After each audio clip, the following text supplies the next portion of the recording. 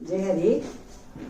आज आपल्या समाजामध्ये आपल्याला जे काही पाहायला मिळते त्याच्यावरती मला थोडंसं तुम्हाला बोलायचंय आणि ते तुमच्यापर्यंत पोहोचवायचंय की आज समाजामध्ये जे प्रत्येक गावामध्ये अखंड हरिनाम सप्त्याचे कार्यक्रम होतात, तसं पाहायला गेलं तर हे अनादिकालापासून चालत आलेलं आहे आणि त्या अखंड हरिनाम सप्त्यामधूनच त्या माध्यमातून तुम्हाला 7 कीर्तन 7 प्रवचन आणि 1 काल्याचं कीर्तन ऐकायला मिळत होतं. परंतु आता तर प्रवचनाची प्रथाच बंद झालेली आहे, कारण लोकांना प्रवचन हा विषय आवडायला तयार नाही. प्रवचन ऐकायच्या वेळेला झोप येते, नाही प्रवचन करायला कोणी तयारच नाही आणि म्हणून फक्त कीर्तनाचा कार्यक्रम होतो. पण तरी त्या अखंड सप्त्याचं नियोजन जर गावच्या लोकांना करायचं असेल तर असं दृश्य पाहायला मिळतं की अखंड हरिनाम सप्ताह ठरवायचा म्हटलं की अगोदर जे गावचे आयोजक असतात त्या आयोजकांना एक मीटिंग घ्यावी लागते आणि त्या मीटिंग मध्ये हा प्रस्ताव मांडला जातो की आपल्याला गावचा सप्ताह करायचा आहे, पण महाराज कोणते कोणते बोलवायचे. आणि मग त्या मीटिंग मध्ये सांगितलं जातं, हे सांगतात की आपल्याला खूप मोठ्यातला मोठा बाबा बोलवायचा आहे. कोणी सांगतं नाही आपली ऐपत नाही, आपल्याला छोट्यातला छोटा बाबा बोलवा. आता खरं सांगा, मोठ्यातला मोठा बाबा म्हणजे काय त्याला शिंगशेपूट फुटलेलं आहे का हो? हा, काय लोक विचार करतात. ते महात्म्यांनी जे सांगितलेलं ज्ञान आहे ते समाजाच्या पुढे आपल्याला मांडायचे. शास्त्र संमत कीर्तन प्रवचन करून लोकांना अनुभूतीचा परमार्थ सांगायचा आहे, त्यांना देवापर्यंत नेऊन पोहोचवायचे. लोकांमधली अंधश्रद्धा घालवायची आहे. नाही, जन्म मरणाचा फेरा चुकवण्यासाठी अखंड हरिनाम सप्त्याची योजना आहे. अनादिकालापासून चालत आलेली आहे की ज्या परीक्षित राजाला तुला 7 दिवसाच्या आत मरण येणार आहे हे सांगितलं गेलं आणि त्यावेळेला त्याला इतकी काळजी निर्माण झाली आणि मग शुकमुनींनी त्याला सांगितलं काही काळजी करू नको, तू 7 दिवसाचा भागवत सप्ताह कर. आणि तो भागवत सप्ताह 7 दिवसाचा भागवत सप्ताह केला. मग त्याचं मरण आलं नाही का? आलं. परंतु नेमकं या देहाला जन्म आणि मृत्यू कोणाला आहे हे समजून सांगण्यासाठी भगवंतांनी गीता सांगितलेली आहे आणि अर्जुनाला तोच विषय समजून सांगितला. अर्जुना, या जगामध्ये कोणीच जन्माला येत नाही आणि कोणीच मरत नाही. मग हे समजून सांगण्यासाठी जर कीर्तन प्रवचन आहे तरी सुद्धा हे न सांगता आज जे समाजामध्ये अवलोकन केलं जातं तर प्रत्येक सप्त्यामध्ये जे कीर्तनकार येतात त्या कीर्तनकारांना जे बोलवलं जातं ते सुपारी देऊन बोलवलं जातं. सुपारी कोणाला देतात? आम्ही तर ऐकलेलं आहे की ज्यांना मर्डर करायचे त्यांना सुपारी दिली जाते. मग आज कीर्तनकारांना सुपारी दिली जाते म्हणजे मग त्याचा अर्थ काय झाला? आणि ऍक्च्युली तेच खरं आहे की आज कीर्तनकार समाजाचा मर्डर करतात. कारण लाखोनी लोक समोर ऐकायला बसलेले असतात. कोणतं खोटी कीर्तन ऐकायला, जी तालासुराची कीर्तन आहेत ती ऐकायला, की ज्याच्यामध्ये खरं तत्वज्ञान मांडलं जात नाही, ज्ञानेश्वरी भागवतचा विषय मांडला जात नाही, अशी कीर्तन ऐकायला भरपूर गर्दी असते. नाही पूर्ण पंचक्रोशीतले लांबून लोक आलेले असतात आणि त्या कीर्तनांमध्ये नुसतं हा हो सासू सुनांच्या गप्पा थिल्लरबाजी सांगितली जाते आणि त्या कीर्तनाला लोक जमतात. एकेका गावामध्ये 150-200 200 वर्षाची परंपरा आहे. लोक म्हातारे होऊन मरून गेले पण अजून एकालाही गुण आला नाही, एकाचाही उद्धार झाला नाही. सांगणाऱ्या कीर्तनकाराचाच नाही झाला तर ऐकणाऱ्यांचं कुठून होणार हो, नाही का? मग सांगा, उद्धार होण्यासाठी जर कीर्तन आहे, जगाच्या कल्याणा संतांच्या विभूती देव कष्टविती परोपकारी आहे. कष्ट आज कोणाला? 2 तासाचं कीर्तन, सकाळचा काकडा त्यांनीच करायचा, हरिपाठ त्यांनीच करायचं, पारायण त्यांनीच करायचं, कीर्तन बाहेरचीच बोलवायची, वाजवणारे बाहेरचेच बोलवायचे आणि त्यांना सुद्धा सगळ्यांना रेटवरती ठरवलं जातं. आधी रेट आणि मग डेट. मग विचार करा, साधू संतांनी असा परमार्थ शिकवला असेल का? अरे पैसे देऊन जर सगळी कामं होतात, गाव तुमचं, पैसा तुमचा आणि कीर्तनकार आणायचे बाहेरून, वाजवणारे आणायचे बाहेरून, मग गावची का तयार होत नाहीत? आमचे साधू संत सांगतात आपले पोटचे तयार करा. कळतंय का? आपल्या पोटचे तयार करा. आणि म्हणून त्याच्यासाठी संप्रदाय घालून दिलेला आहे की अनाधिकृतपणे जो संप्रदाय आहे, जी गुरु शिष्य परंपरा आहे की गुरुने ते ज्ञान शिष्याला द्यावं, शिष्याने पुढे शिष्याला द्यावं आणि ते पुढे चालत आलेलं आहे, त्याला संप्रदाय म्हणतात. आजही या संप्रत काळामध्ये संतांच्या त्या नामाचं दायित्व केलं जातं त्याला संप्रदाय म्हणतात. संप्रदाय म्हणजे अनादिकालचं जे ज्ञान आहे त्या ज्ञानाने अज्ञान जातं आणि ते अज्ञान घालवणारं कीर्तन सांगण्याचा जो संप्रदाय आहे त्याला संप्रदाय म्हणतात. मग आज संप्रदाय तर भरपूर निघाले, अनेक प्रकारचे संप्रदाय, अनेक प्रकारचे पंथ, अनेक प्रकारचे मार्ग, आणि लोक त्यामुळे संभ्रमात आहेत, संशयात आहेत की त्यांना असं वाटतं नेमकं कोणता करावा, हा मार्ग करू का तो मार्ग करू, ह्याच्याकडे जाऊ का त्याच्याकडे जाऊ. थोडे दिवस याच्याकडे जातात, थोडे दिवस त्याच्याकडे जातात आणि शेवटी आयुष्य संपून जातं, पण पदरी काहीच पडत नाही, कारण सांगणारा काही त्यांना खरा मार्ग सांगत नाही. आणि कीर्तनात प्रमाण देतात, मार्ग नावनी गेले आधी दयानिधी संत तेनेची पंथे चालू जातात, न पडे गुंता कोठे काही. आज महाराष्ट्रामध्ये लाखो ठिकाणी कीर्तन प्रवचन चालू आहेत. मग परमार्थातला गुंता पडला का वाढला का कमी झाला? वाढलाय. आणि तो कोणी वाढवलाय माहिती? सामान्य जनतेची काहीच चूक नाही. सामान्य जनता सोन्याहून पिवळी आहे. इतकी सज्जन आणि इतकी चांगली की तुम्ही म्हणाल ते करायला तयार होते. वर्गणी द्या लगेच देते, पैसा द्या लगेच देते, पंगत द्या लगेच देते. आज त्यांच्याकडे जेवायला एक वेळेला 100 माणसांचं जेवण बनवलं जातं, 5 पक्वान्नाचा स्वयंपाक बनवला जाता. परिस्थिती नसताना सुद्धा ते बिचारे करतात. आणि एवढं करून सुद्धा महाराजाची बिदागी सुद्धा त्याच व्यक्तीने द्यायची आणि ती बिदागी सुद्धा ते जे मागतील ती द्यायची. कुठून आणायचे हो त्यांनी पैसे? विचार करा की आज शेतामध्ये मोलमजुरी करतात ते लोक, तर दिवसभर तर त्या बाया खुरपतात, तर खुरपल्यावर त्यांना 200 ते 300 रुपये फक्त एका दिवसाचा रोज मिळतो. आणि तीच लोक परमार्थाला लायक आहेत आणि तीच लोक परमार्थ करतात, कारण त्यांचा भाव शुद्ध असतो, कारण भाव तोची देव. मग परमार्थ हा भोळ्या भाविकांचा आहे, सामान्यांचा आहे. श्रीमंत कुठे परमार्थ करतात? श्रीमंतांना टेबल खुर्ची सोफे टाकलेले असतात, कीर्तन सोहळा साजरा केला जातो, तिथे लाखो रुपये देणगी देतात आणि मोकळे होऊन जातात. आज काय स्थिती झालेली आहे? लोकांचं म्हणणं एकच आहे, आम्हाला ते कीर्तन प्रवचन सांगू नका, ते काकडा कशाला म्हणतात ते सांगू नका, आम्ही काही तिथे यायला रिकामे नाही, ही आमची वर्गणी घ्या, देणारा मोकळा आणि घेणारा मोकळा. आणि याच्यामुळे आज त्या सत्याचं स्वरूप इतकं बदलून गेलेलं आहे की खरं तत्वज्ञान बाजूला राहिलेलं आहे. साधू संतांनी एवढे काबाड कष्ट करून जे तत्वज्ञान लिहून ठेवलं, ज्ञानेश्वरी भागवत हे फिलॉसॉफी आहे की जे सायन्स आजही अनुभूतीला येणार आहे. आणि अनुभूतीला येण्यासाठी महात्म्यांनी लिहून ठेवलंय की अनुभव आले अंगात ते या जगात येत असे. मग अनुभवासाठी परमार्थ लिहिला. आईबापांनी इस्टेट करून ठेवली, ती मुलांना उपभोग घेण्यासाठी करून ठेवली, तिचा अनुभव येतो. सातबाराच्या उतार्यावर नाव लावलं जातं. शेती तुम्हाला उपयोगाला येते, सगळ्या गोष्टी उपयोगाला येतात. शेतीमध्ये बी टाकायचं ते सुद्धा वाढ करण्यासाठी, लग्न करायचं ते वंश वाढवण्यासाठी, बिझनेस करायचाय तो तुमचा पैसा वाढवण्यासाठी, इन्कम वाढवण्यासाठी, ग्रोथ वाढवण्यासाठी, सगळीकडे वाढवण्यासाठी करतात. मग परमार्थामध्ये वाढ व्हावी का कमी व्हावं? हाच गावोगावचे सप्ते बंद पडत चालले. लोकांची सप्ते करायची इच्छा सुद्धा बंद झालेली आहे, कारण ते म्हणायला लागले रोज रोज तेच ऐकायचे, काहीच पदरी पडे ना, करून तरी काय उपयोग आहे? आजपर्यंत कोणाला फायदा झालाय? वाजवणारे, खाणारे, सप्त्यामध्ये येणारे हे सुद्धा घरी गेले की लगेच खातात आणि पितात. वारीला जाणारे सुद्धा खातात आणि पितात, सगळेच नाही बरं. पण मग तुमच्यात परिवर्तन होत नसेल तर मग तुम्ही करताय कशाला? साधू संतांच्या नावाला बट्टा लावू नका. तुम्ही साधू संतांचा एक अभंग घेता आणि त्या अभंगावर कीर्तनकार लोक आज कीर्तन करतात. तुकाराम महाराजांनी तो अभंग लिहायला त्यांना किती कष्ट सोसावे लागले, की ज्यांच्या वह्या नदीमध्ये बुडून टाकल्या होत्या, पण त्यांचं सत्व पणाला लावलं आणि त्या वह्या पाण्यावरती तरंगून आल्या. आज आहे का तुमचं आमचं काही सत्व? आणि त्या एका अभंगाचा रेट 50,000 60,000 कीर्तनकारांनी केलाय. आधी रेट आणि मग डेट. ही भिकाऱ्यांची लक्षणं नाहीये. तुम्ही सांगा, साधू संतांनी असा पैसा कमवला असता तर ते किती श्रीमंत झाले असते. पण श्रीमंत नव्हते, त्यांनी स्वतः जवळचं सगळं धनदौलत लोकांना वाटून टाकलं. पण तरी देखील आमच्या तुकाराम महाराजांना जगद्गुरु श्रीमंत तुकाराम महाराज ही पदवी मिळाली. किती कमवलं त्यांनी. म्हणावे परी कीर्ती रूपे उरावे. जगामध्ये त्यांचे नाव आहे, जे शिल्लक राहिले, ख्याती आहे. नाही त्यांचे अभंग कीर्तनाला घेतले जातात.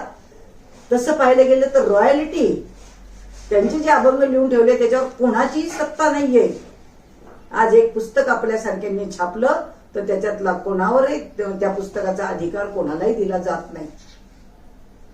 मग विचार करा की त्यांनी ज्ञानेश्वरी लिहिली, भागवत लिहिलं, हरिपाठ लिहिला, अभंग लिहिले आणि त्या अभंगावरती महाराज लोक कीर्तन करतात आणि त्याचा रेट एवढा घेतात. आज एकेका अभंगाची कीर्तनाची जर किंमत 50,000 60,000 असेल तर 4,000 अभंगांची किती किंमत झाली. दिली कोणी ज्ञानी तुकाराम महाराजांना? नाही दिली. आणि ज्या महात्म्यांनी अभंग लिहिलेत ना, अभंग म्हणजे ज्याचा कधीच भंग होणार नाही आणि त्याचा भंग करायचं काम आज कीर्तनकारांकडनं केलं जाते. संस्थानात हे शिकवलं जातं? संस्थानामध्ये कुठला आदर्श शिकवला असेल? संस्थानामध्ये फक्त कला शिकवली जाते. वयाच्या 6 वर्षापासून मुलं तिथे टाकली जातात आणि ते काय करतात तर ज्ञानेश्वरी भागवत वाचायचं शिकवतात, कीर्तन कसं करायचं ते शिकवतात, त्यानंतर चाल कशी लावायची ते शिकवतात, टाळ पकवाज कसा वाजवायचा ते शिकवतात. ह्या सगळ्या कला शिकवतात, कला. पण ज्ञानेश्वर महाराज तुकाराम महाराजांनी तर कुठेच कला शिकायला गेले नव्हते. त्यांच्याकडे कुठलंच काही नव्हतं, तरी त्यांनी एवढं मोठं अगाध ज्ञान तुमच्या आमच्या पुढे मांडलं. मग ते कुणाच्या सत्तेवर?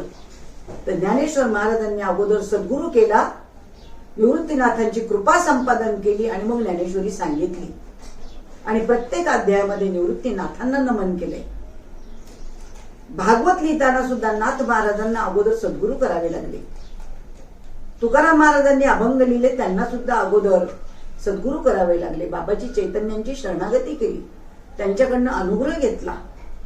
आणि अनुग्रह हा विषय खरं पाहायला गेलं ते एकांतातला आहे. कीर्तनाच्या सुरुवातीला सगळेजण म्हणतात तुमचा अनुग्रह लादलो पवन झालो चराचरी. प्रत्येक शब्दाचा सुद्धा अपभ्रंश केलाय. साधू संत म्हणतात पवन झालो, पण हे म्हणतात पावन झालो. आणि मग तुमचा अनुग्रह लादलो, मग अनुग्रह मिळालाय का तुम्हाला? नसेल मिळाला तर तुम्हाला शोध करावा लागेल. कारण उघडे जे मंत्र आहेत रामकृष्णारी ओम तत्सद ओम सच्चिदानंदेती ओम भगवते नमः ओम वासुदेवाय नमः, हे उघडे मंत्र आहेत आणि शास्त्रात लिहिलेले सप्तकोटी मंत्र आहेत. ते मंत्र तुम्हाला संभ्रमात घालतील पण देवापर्यंत नेऊन पोहोचवणार नाही. देवापर्यंत फक्त एक नामच नेऊन पोहोचवतो. कारण नामापरते साधन नाही जे तू आणिक करशील काय. हकारुनी सांगे तुका नाम घेता राहू नका. मग नाम नाम नाम नेमकं काय आहे हे समजून घ्यायला नको? सामान्य जनतेने नाही घेतलं तर चालेल, पहिल्यांदा कीर्तनकारांना त्याचा अभ्यास पाहिजे. कीर्तनकारांना हे संस्थानात शिकवलं पाहिजे. कीर्तनकारांना ही कला शिकवत असताना उदरनिर्वाहाचं साधन सुद्धा दिलं पाहिजे, शिकवलं पाहिजे. की बाबांनो, हरिपाठामध्ये लिहिलेलं आहे की संसारी असावे असोनी नसावे, भजन करावे वेळोवेळा, प्रपंच करावा नेटका पण दिसू नये तो फाटका. तर हा प्रपंच करत असताना तुम्हाला नोकरी, व्यवसाय, बिझनेस, शेती हे सगळं करावं लागेल आणि उरलेल्या वेळात तुम्हाला परमार्थ सांगायचा आहे. सद्गुरू संत हे शिकवतात की पहिल्यांदा तुमच्याकडे उदरनिर्वाहाचं साधन पाहिजे आणि हे उदरनिर्वाहाचं साधन संस्थानामध्ये शिकवलं न गेल्यामुळे आज पैशाची चणचण भासते आणि म्हणून प्रत्येक कीर्तनकार कीर्तनाचा रेट मागतो. खरा जो संप्रदाय आहे ना, अनादिकालापासून जो आलेला आहे साधू संतांचा, तिथे पैशाची मागणी केली जात नाही. आणि मग तीच कीर्तन समाजामध्ये नको असतात कारण ती त्यांना ऐकायला वेगळी वाटतात. खऱ्या ज्ञानाची कीर्तनं आवडत नाहीत आणि म्हणून ती ते कीर्तनाच्या तारखा घेत नाहीत. आपण किती जरी खर्च करून आमची एक तारीख घ्या जरी म्हटलं तरी लोक ती तारीख घ्यायला तयार नाहीत. त्यांना फक्त हुल्लडबाजीची कीर्तनं पाहिजे आणि हुल्लडबाजीची कीर्तन ऐकून सुद्धा काही उपयोग नाही. कारण जिथे हसाल तिथे फसाल. आयुष्य तुमचं वाया जाईल परंतु तुमच्या पदरी काहीही येणार नाही. जन्म वाया जाईल आणि जन्म तर एकदाच मिळतो. मनुष्य देह एकदाच मिळतो आणि तो मिळाल्यानंतर तो सार्थकी लावण्यासाठी कीर्तन प्रवचने. मी कीर्तन कसं आहे? कीर्तन चांग होय अंग अंग हरी लोक. झालंय कधी? आली अनुभूती कधी? अरे तसे अभंग तर कीर्तनकार घेत पण नाहीत आणि घेतलं तर त्याचं विश्लेषण परत करत नाही. अख्ख्या अभंगाचं विश्लेषण करत नाहीत, निरूपण करत नाहीत. कीर्तनाचे राहतात 2 तास, 7 ते 9 कीर्तन. बाबा येणार अर्धा तास उशिरा. काय बाबा तर काल्याच्या कीर्तनाला दुपारी 4 वाजता येतात. काल्याचं कीर्तन असतं सकाळी 9 ते 12 आणि येतात 4ला. तोपर्यंत ही भोळी भाविक जनता त्यांची वाट पाहत बसते, अन्न मिटून जातं तरी सुद्धा एवढे अट्रॅक्शन त्या बाबाचं. अरे बाबाचं अट्रॅक्शन नका करू, जीवनामध्ये संतांचा शोध करा. संत हे दुर्मिळ आहेत, बहु अवघड आहे संत भेटी, परी जगजेठी करुणा केली. कोट्यावधी रुपयाची उलाढाल केली जाते आणि त्याच्यामध्ये शेवटी पदरी काहीच पडत नाही. मग विचार करा, एवढे मोठमोठाले सप्ते करून पदरी पडत नाही, कीर्तनकार येऊन पदरी पडत नाही. कीर्तनकार कुठला अभंग घेतो, 2 तासाचं कीर्तन, अर्धा तास बाबा उशिरा येणार, पहिली चाल, मधली चाल, शेवटची चाल आऊ करण्यातच 1-1.5 तास जातो. आणि ते झाल्यानंतर असावं कीर्तनाला साथ संगत असावी, त्याच्याशिवाय रंग देत नाही, हेही बरोबर आहे. पण किती असावं याला पण मर्यादा आहे ना. आणि त्याच्यामध्येच 1-1.5 तास गेल्यानंतर राहतात 10 मिनिटं, आणि त्या 10 मिनिटांमध्ये बाबा फक्त इकडच्या तिकडच्या गप्पा करतो, फॉरेनच्या गप्पा मारतो, शेताच्या गप्पा मारतो, राजकारणाच्या गप्पा मारतो. हा अभंगाचा विषय नाहीये. आणि या गप्पा मारल्यानंतर 11:45लाच घड्याळ पाहतो आणि लगेच सांगतो मी काय आता तुमचा जास्त वेळ घेणार नाही. आणि पब्लिकला तेच पाहिजे असतं. पब्लिक 2 तासाच्या पुढे कीर्तन ऐकायला तयार नाही का? ऐकून ऐकून कंटाळा आलाय. रोजचा बाबा तेच सांगतोय. काल्याच्या कीर्तनात कृष्णाच्या त्याच कथा सांगणं काम चालू आहे. त्यांनी असं केलं आणि त्यांनी तसं केलं. आज काल्याचं कीर्तन म्हणजे जीव शिवाचं ऐक्य व्हायला पाहिजे. आणि ते ऐक्य जोपर्यंत होत नाही, आपण या जन्माला का आलो, का आला, हा काला जोपर्यंत होत नाही तोपर्यंत सगळ्या गोष्टीची जी मर्यादा आहे ती टाकून दिलेली आहे. कीर्तन करायला सुद्धा अधिकार लागतो. त्याला अधिकारी पुरुष म्हटलेला आहे की जो जसं ज्ञानेश्वर महाराज, तुकाराम महाराजांनी अगोदर अनुग्रह घेतला आणि मग ग्रंथ आणि अभंग लिहिले, तसं तुम्हाला ते अभंग आणि ते ग्रंथ कळण्यासाठी तुम्हाला सुद्धा अगोदर संतांकडनं अनुग्रह घ्यावा लागेल. त्या गुह्य नामाचा उपदेश घ्यावा लागेल.